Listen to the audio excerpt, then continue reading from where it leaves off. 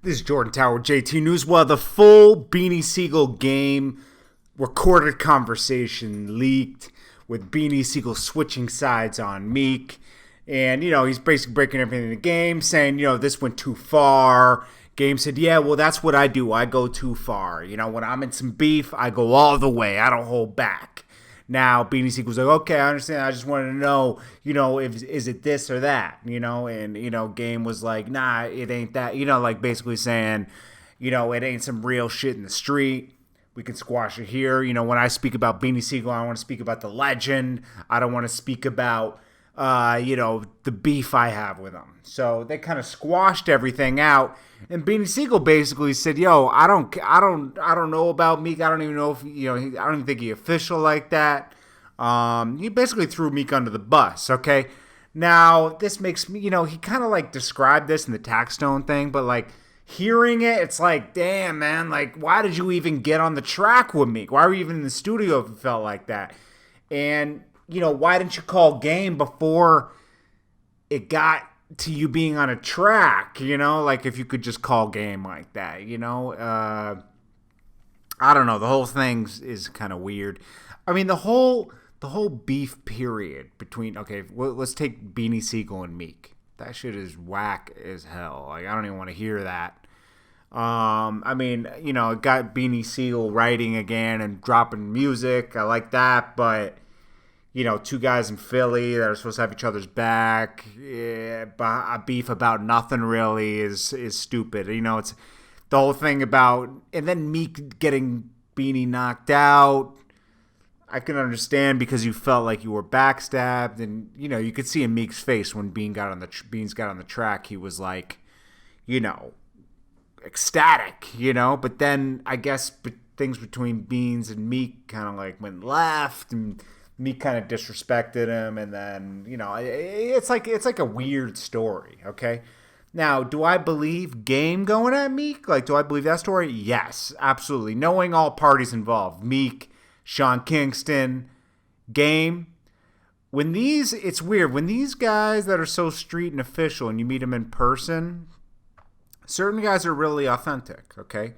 And certain guys aren't. And I ain't saying anything like that. I'm just saying it's funny when it becomes the rap game, Hollywood, When Meek's hanging out with Sean Kingston, these guys have a weird allegiance. They're like, yo, look out for the whole robbery thing. I could see it all going down how Game kind of described it. He described it like, Meek said that Game might have set him up because he remembers Game coming to him in the club and saying, yo, watch your jewelry and everything. And then all of a sudden someone got robbed.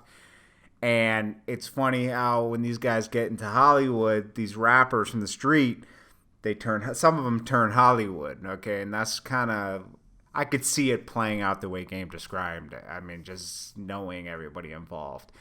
I don't think Game had to make anything up to sell his album. I think he chose, when he decided to tell the story, being smart with marketing.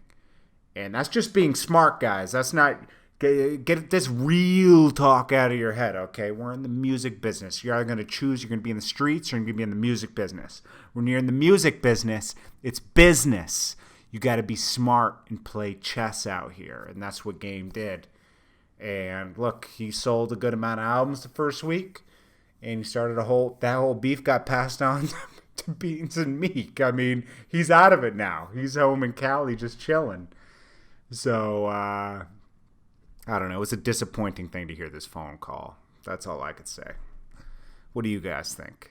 But LA niggas gotta work there, especially these new ass niggas. They gotta come through.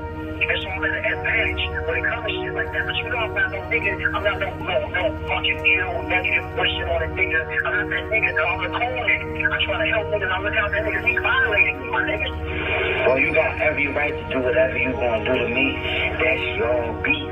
I'm not calling about me. I don't care. I can get two shits. I'm not making no paper with Meek.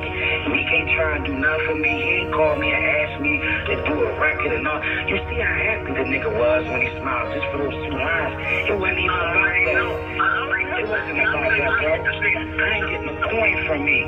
My whole thing is like, when I heard that, I can expect you to say something, but I think you went a little too far. didn't go too far, but you know me, that's game. I think I go too far. Alright, that's all I wanted to know. You know what I mean? Like, I think for me, from game to beans, I went too far. I think because I go too far because I think I go all the way. And I don't look back, but this is what I do know. I do know that Beans wasn't that fucking stupid and really say I'm coming out of the time. I think I would have never said nothing about Beans because I would never do that. I only speak their name in motherfucking legendary highlight with hell of respect. Nigga, I've only done that in my motherfucking team. That's true. So I'm trying to work to give you my number so we can further this conversation and figure out how to put Beans in game and declare right on this motherfucking internet and this world, these people. But I don't got no words for the rest of them niggas. Though. And niggas not moving. I don't gotta come to Philly. I know how Philly niggas get down. I know how Beans. I know how Philly niggas get down. But I don't gotta come to Philly for no awards, no nothing. Ain't nothing to Philly except your niggas. LA is like Hollywood. Niggas gotta go there. Niggas live out there with his bitch and all that. Niggas can't be playing on my church like that. That is why I don't think I want to shut it down.